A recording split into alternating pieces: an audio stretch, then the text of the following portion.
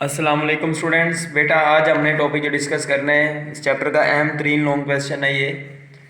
ठीक है, जो 4 बहुत अहम लॉन्ग क्वेश्चन है इस चैप्टर के, उनमें से ये है, एक एसी थ्रू कैपेसिटर है, एक एसी थ्रू इंडक्टर है, तीसरा आरसी आरएल सर्किट है और चौथा सीरीज रेजोनेंट सर्किट है। इसे आरएलसी सर्किट भी कहते हैं। बेटा सीरीज रेजोनेंट सर्किट मैंने सारा प्रॉपरली लिख दिया है।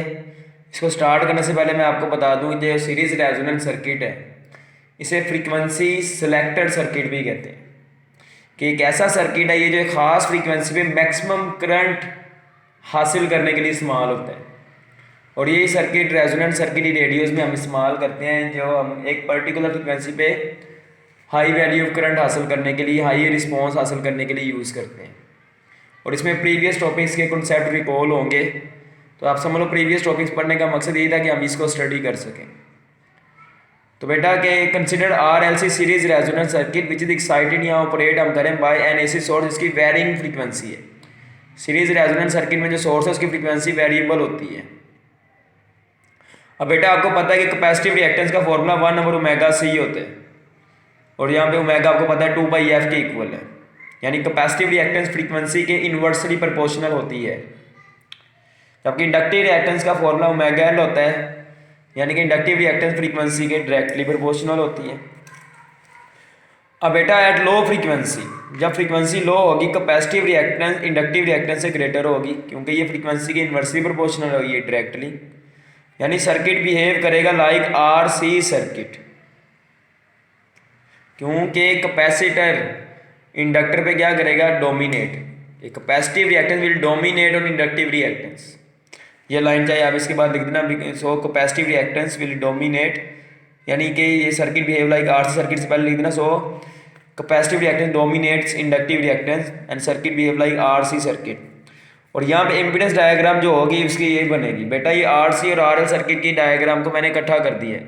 मैं आर को रेफरेंस ले रहा हूँ, हॉरिजॉन्टल मैंने ड्रा किया है करंट की डायरेक्शन में, एक्सी डाउनवर्ड ड्रा किया है, यानी वोल्टेज अक्रॉस कैपेसिटर की डायरेक्शन में आपको पता है वो करंट को 90 डिग्री पे लैग करता है। और एक्सएल को मैंने वोल्टेज क्रॉस इंडक्टर की डायरेक्शन में ड्रॉ किया है, वो 90 डिग्री पे करंट को या वोल्टेज क्रॉस रेजिस्टेंस को लीड करता है, उसे अपवर्ड ड्रा किया है। ठीक है, अब यहाँ पे एक्सएल वाला वेक्टर मैंने छोटा बनाया है कि लो फ्रीक्वेंसी पे एक्सएल छोटा है, एक्सी बड़ा है, ये शो करवाया मैंने आपको। ठीक है, अब यहाँ पे ना एट हाई फ्रीक्वेंसी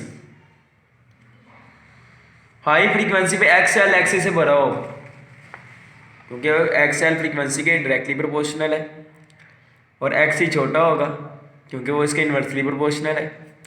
और इस केस में इंडक्टिव रिएक्टेंस कैपेसिटिव रिएक्टेंस पे डोमिनेट होगी और सर्किट बिहेव करेगा आरएल सर्किट। और at high frequency impedance diagram ये होगी, यानी कि एक्सएल आपने बड़ा बना दिया।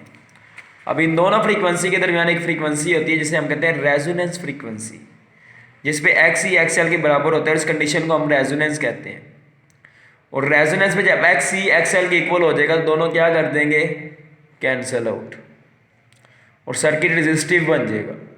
यानी कि एट रेजोनेंस फ्रीक्वेंसी जो हाई और लो फ्रीक्वेंसी के इंटरमीडिएट होती है उस पर करंट मैक्सिमम फ्लो करेगा, क्योंकि at resonance frequency impedance minimum हो जाएगी, वो सिर्फ रेजिस्टेंस के बराबर आ जाएगी।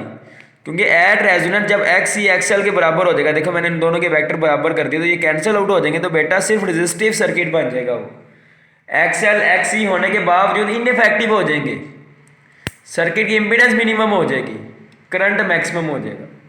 Other than resonance frequency impedance minimum नहीं होगी, क्योंकि एक्सी एक्सएल कैंसिल आउट नहीं कर सकेंगे, तो करंट मैक्सिमम नहीं हो सकेगा।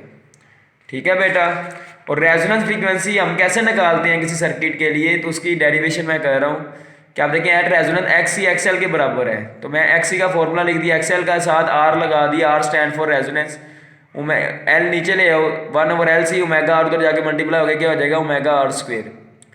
अब दोनों साइड का स्क्वायर रूट ले लिया, ओमेगा आर को 2πf लिख सकता हूँ, 2πf फॉर्मूला है ना, आर स्टैंड फॉर रेजोनेंस, 2π नीचे आगे डिवाइड हो गया, तो ये हमारे पास एक खूबसूरत सा फॉर्मूला बन गया रेजोनेंस फ्रीक्वेंसी का, जो बता रहा है कि रेजोनेंस फ्रीक्वेंसी बता रही है मुझे कि मैं रेजिस्टेंस पे डिपेंड नहीं करती, फिर किस पे करती हो, ये इंडक्टेंस और कैपेसिटेंस पे डिपेंड करती है। तो ये भी एमसीक्यू आ सकता है, रेजोनेंस फ्रीक्वेंसी किस पे डिपेंड नहीं करती, रेजिस्टेंस पे डिपेंड नहीं करती।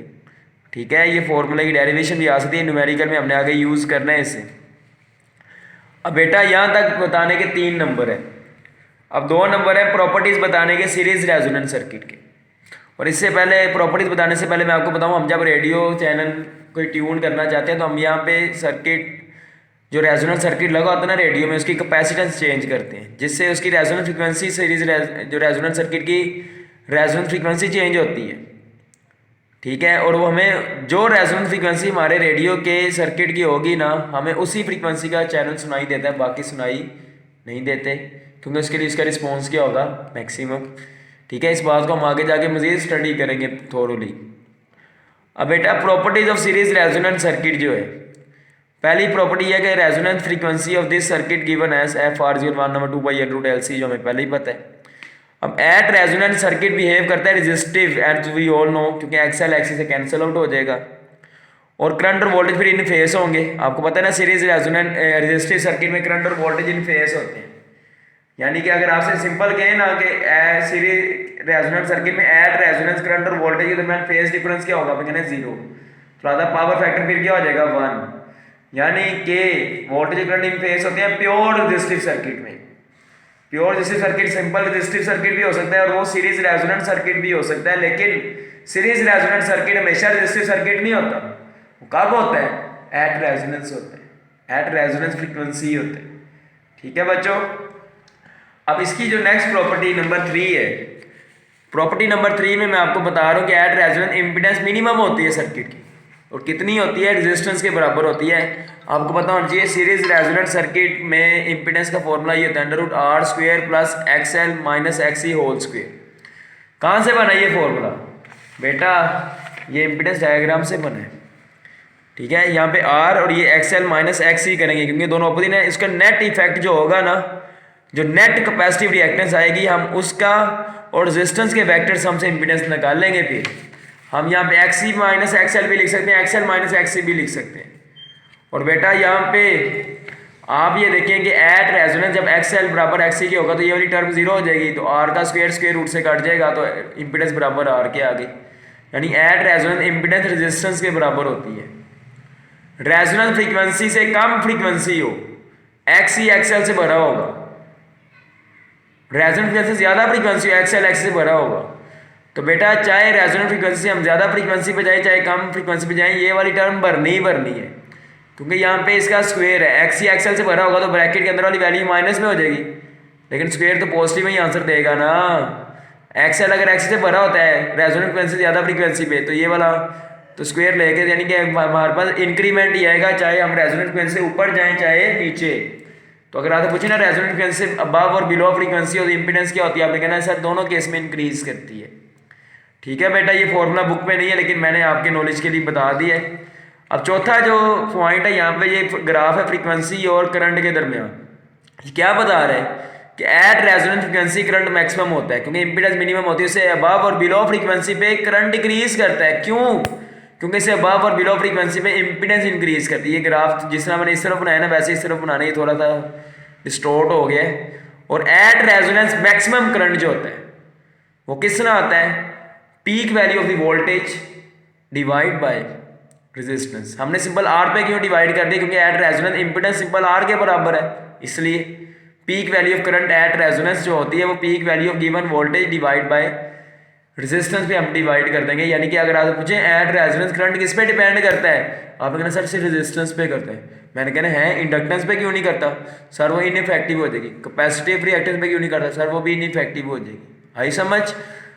आखिरी पॉइंट जो है एट रेजोनेंस फ्रीक्वेंसी मैंने बता दिया, करंट मैक्सिमम होता है और इक्वल होता है V0/R। Above and below resonance frequency current decrease करता है। ठीक है, यानी एक पर्टिकुलर फ्रीक्वेंसी को इसने देखे सिलेक्ट कर लिया और इस पर मैक्सिमम रिस्पॉन्स दे रहा है वो।